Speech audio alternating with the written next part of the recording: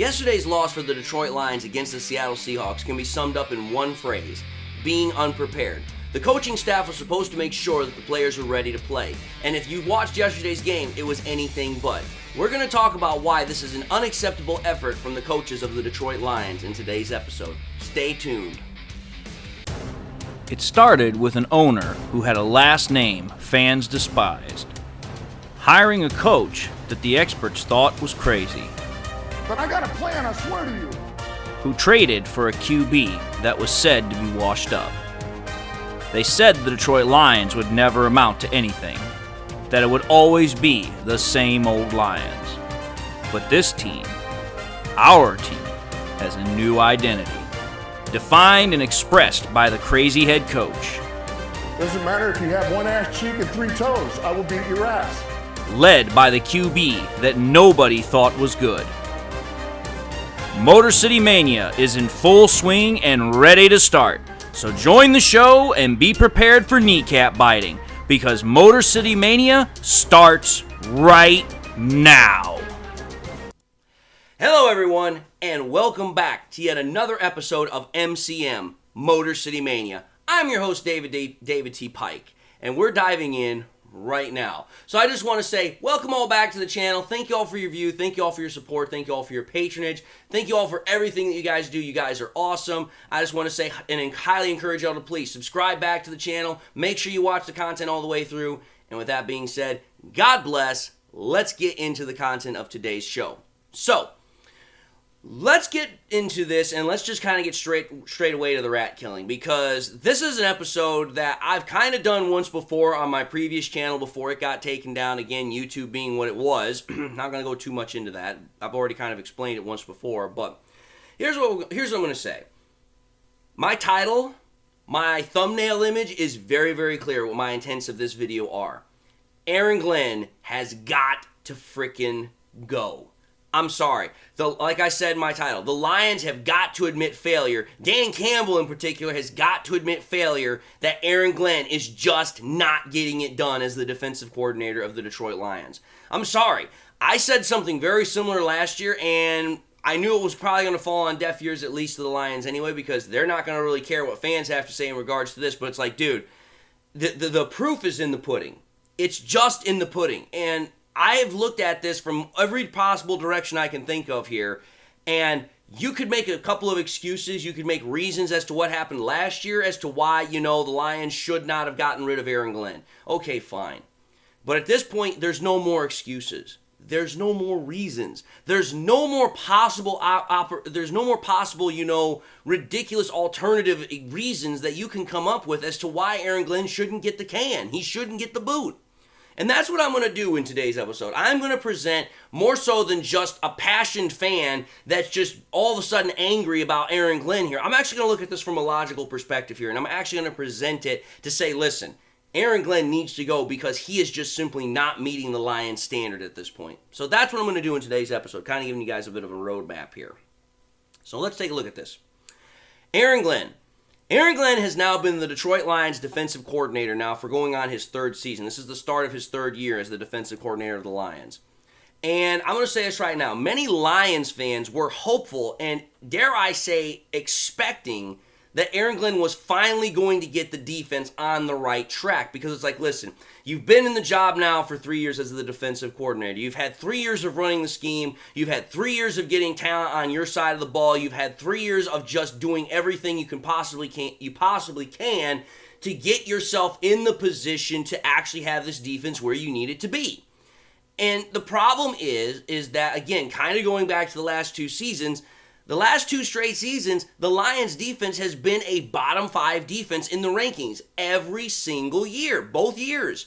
And yes, I understand, because I know some people are going to be quick to try and correct me on this. I do realize that the Lions defense, it did improve significantly over the second half of the 2022 season. I said as much on my previous platform. I even went into the statistical breakdown and showed how it was a lot better. And I'm pretty sure I've got it still on a pad of paper in my house here somewhere. But the point of the matter is that despite that second half runoff where they did do all those great things, I also said this, it still was so bad in the first half of the season that the Lions still finished in the bottom 5 in nearly every ranking, every statistical category for defense, because it was just that bad. When the first half of your season is so bad that the second half of the season, even though you have a comeback, is not, and it doesn't make a difference in the statistical rankings, yeah, that shows you just how bad our defense was last year. We still finished in the bottom 5, even after having 10 games of pretty much good, solid defense, except maybe for 1 or 2. The point of the matter is that Aaron Glenn over the last two years has still not put up any good real efforts on defense for the totality of the year. It's only been at most maybe half a year. And so, with that having been said, now we have to kind of take a look at Aaron Glenn's boss. We have to take a look at the Lions head coach, Dan Campbell. I'm going to say this right now. I love Dan Campbell.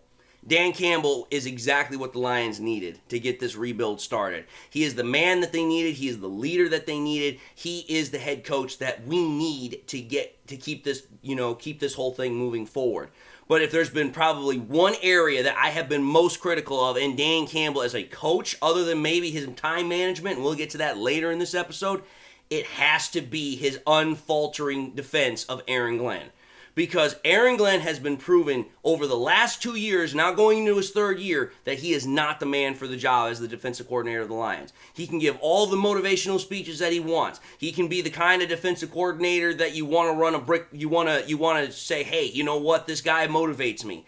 But the point of the matter is that for all of that nonsense, for all of that hoorah and nonsense that he has, he's never put it out on the field. He's never done it. Campbell can say anything that he wants about, oh, well, it's not Aaron Glenn's fault, or you know what, there was this, that. No. You have to take accountability here. You have to take responsibility. Aaron Glenn is the problem with the defense. There's no other way around it now. There's no other excuse or rationale that can be used to explain why the defense is continuing to have problems. It's Aaron Glenn. Because, again, let's think about it. The Lions have not had a top 5 defense. They've not had a top 10 defense. They've not had a top 15 defense in now going on 3 years.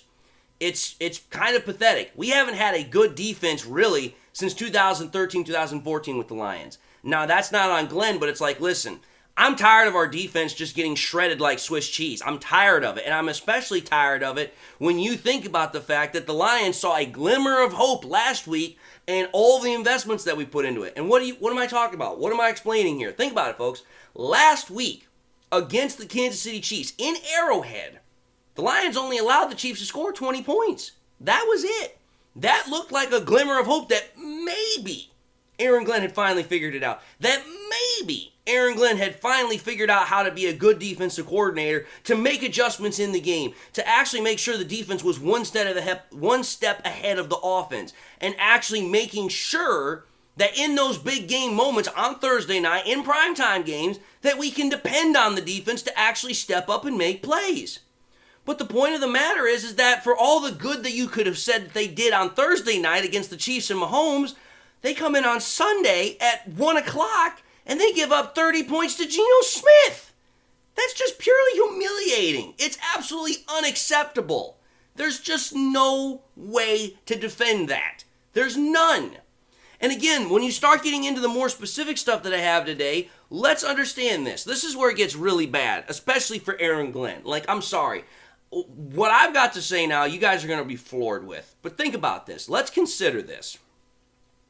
This is a defense that has had 13 out of the last 23 draft picks since Brad Holmes has been the GM. 13 out of 23 draft picks in the last 3 drafts, including 2 first-round draft picks and 2 second-round draft picks, have gone all towards the defense. That's 56.5% of the Lions' draft classes have gone towards the defense being improved over the last 3 years. So more than 50% of the Lions' draft picks over the last 3 years have gone to improving the defense. So you can't say that the Lions have not been investing in the defense. You can't even say that the Lions aren't investing good quality picks in the defense. They put 2 first-rounders and 2 second-rounders on this defense in the last 3 years. Aaron Glenn has been getting an absolute butt crap freaking, I'm trying my best not to lose my cool here, but he's been getting an absolute just butt ton of talent being infused into this defense, and he still can't get it to work. That's not even though where it gets the worst part of it. Again, 13 out of 23 draft picks. That's pretty bad, especially when you consider the fact that the Lions defense still hasn't figured it out, at least under Aaron Glenn. But think about it this way, folks. If you look at the last 3 drafts, they drafted 4 players on the defense in their first draft under Brad Holmes. Then they drafted 6 the next year and 3 this year. So what happened this offseason as well is the Lions also spent a lot of money on defense in free agency. If you go to cap trackers like Over the Cap, the Lions in free agency this last year spent over $111 million in cap space in terms of money. So they spent over $111 million in terms of total cash value in free agency in 2023, right? In new contracts. Would it surprise you to know that of that $111 million that the Lions spent, $81.5 million of that $111 million was given to defensive players getting new contracts? You want to know what that means? That means 73.5% nearly was given to free agent money of going towards the defense. 73.5% of your free agent money that you spent in free agency was on the defensive side of the ball. So wait a minute here. Last year you spent almost 75% of your free agent money on defense. $81.5 million. That's a lot of dinero right there. That's a lot of money. A lot of greenbacks. And over the last 3 years, 56.5% of your draft picks have been going towards the defense. You want to know why I'm bringing this up? You want to know why I went to such lengths to figure out how much money we spent last year and all the draft picks we put into the defense as well? Because one of the main excuses that I have heard for the defense of Aaron Glenn is, well, David, you can't really criticize or chastise Aaron Glenn too much because he hasn't had the talent to make the defense work. Okay, you could have said that for 2021. You could have said that for 2022, but you cannot say it for 2023. You spend over $81.5 million in free agency, and you've invested 13 out of 23 draft picks on this defense, and it's been 3 years since you started the rebuilding process as far as not only for the whole team, but for the defense.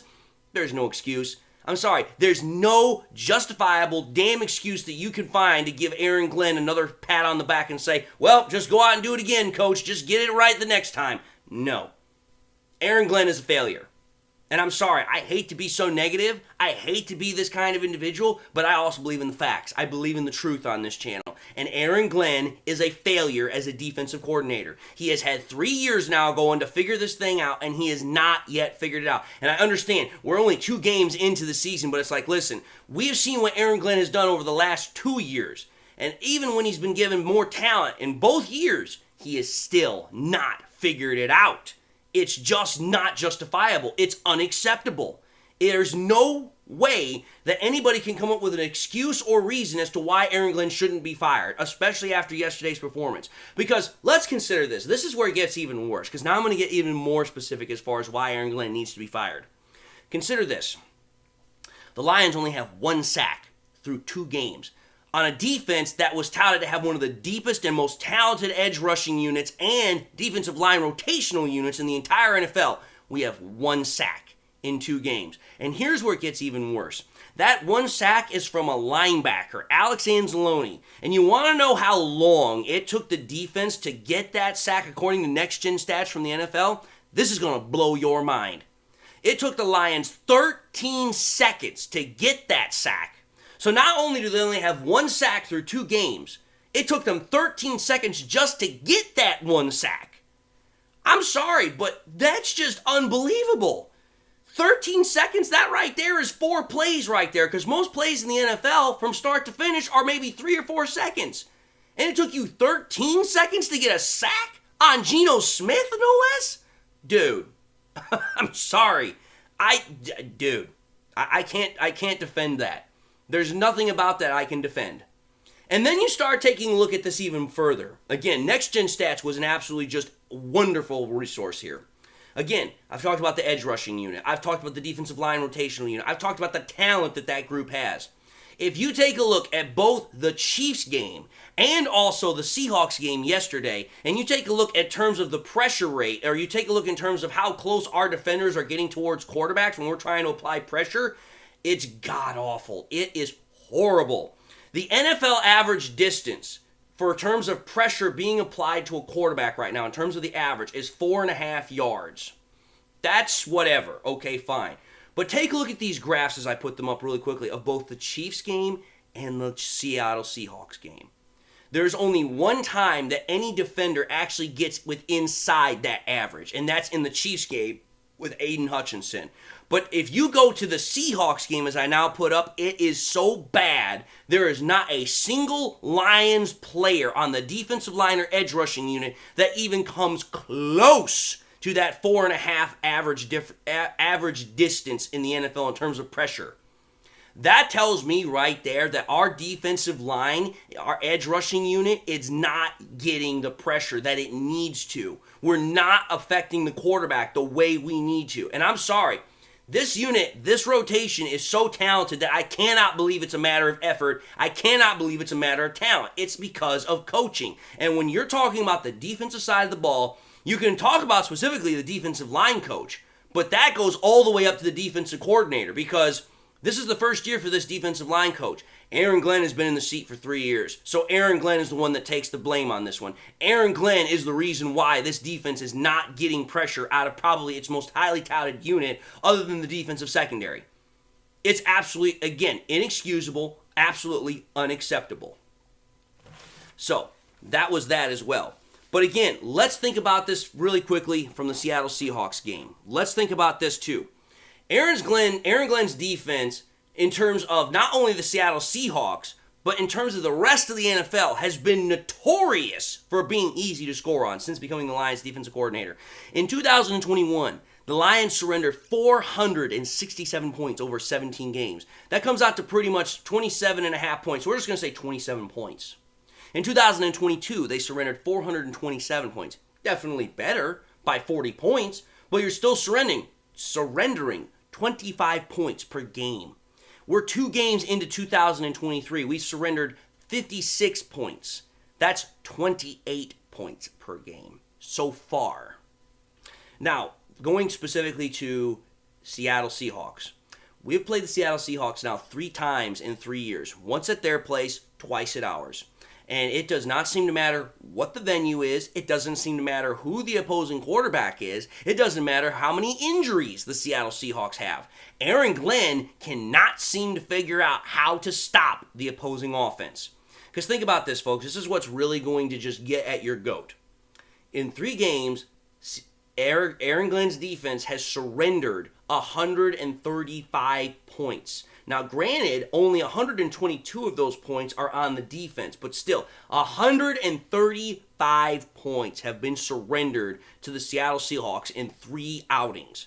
There is not another team that the Lions have played that even comes close to that mark. The closest team is the Minnesota Vikings. In 4 games have surrendered 97 points. You're talking about a difference of almost freaking, 3 plus 35, that's 40 points difference. That's almost 40 points difference between the Seattle Seahawks and the next highest team. That is unacceptable. That is inexcusable. But it gets even worse when you start taking a look at the yardage. In 3 games, Aaron Glenn's defense has given up almost 1,500 total offensive yards. 863 to the passing game, 582 to the rushing game. And again, if you take a look at that 122 that the actual defense gave up, because again, I know that 12 points were given up to pick sixes, 41 points per game. If you take a look at 122 divided by 3, it comes out to almost 41 points per game. And again, you start getting even more specific. Over those 3 games, Aaron Glenn has surrendered a 75 completion rate to opposing quarterbacks, both Russell Wilson and Geno Smith. Has allowed almost 6 yards per rush in 5.9 yards in average, and has almost allowed 9 yards in terms of passing average with an 8.6 average a throw. Now, some will say to me, Glenn, again, hasn't had all the pieces, and you know what? I get it. In 2021 and 2022, you may have had that argument. You may have had it. But it's like, listen, I'm sorry, folks. When you think about the fact that the defense got the most money in free agency this last year, has gotten over 56% of all the draft picks over the last 3 years, I'm sorry. This was a game that the Lions defense had to come out and make a huge roar, and in reality, it came out and it meowed. And it didn't even do a meow. It was kind of like a little meow. now? Like, I'm sorry. I don't know how else to put it, and I hate sounding like that, but it's the truth. Our Lions defense was so feeble, it might as well have been a kitten. The defense needs to start reflecting the investments that we put into it, and it needs to do it soon. Whether it's with Aaron Glenn as the defensive coordinator, as insufferable as a thought that might be to me right now, or somebody else.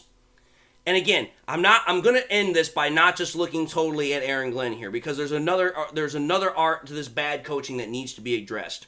And it goes to Dan Campbell. Dan Campbell has been bad in certain areas, but as far as being a motivational coach to get this team turned around, he is not. But the areas that he has been bad, as I said, defending Aaron Glenn without any sort of ceasing, and the other area has been time management. Dan Campbell showed horrible time management in yesterday's game at the end of both halves, and he's shown this before in other games too. But it's like, listen, you take a look at Dan Campbell in that game. We went for it on fourth down 3 times. We only converted one of those times. But of one of the times that we went for it and we didn't convert, that led to Seattle going and getting 7 points. That is a direct reflection on Dan Campbell being too aggressive in certain areas. But here's what makes it more insufferable. This is what makes it even more just painful. When we had the chance and the reason to be aggressive, at the end of both halves, we had 1:44 on the clock with 3 timeouts. And all of a sudden, Dan Campbell just gets conservative. Like he just disappears. It's like a turtle disappearing inside of his shell.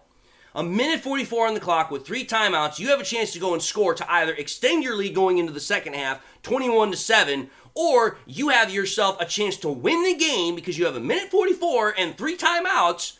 You have a chance to go up and win the game because you start on your own 50-yard line. I can't understand that. I cannot understand how the most aggressive head coach in the entire NFL all of a sudden just shrinks inside his shell and says, I'm not going to come out and play right now because I'm afraid Geno Smith is going to hurt us. I'm afraid of Geno Smith like the big bad wolf. That to me is just stupid. That again is inexcusable.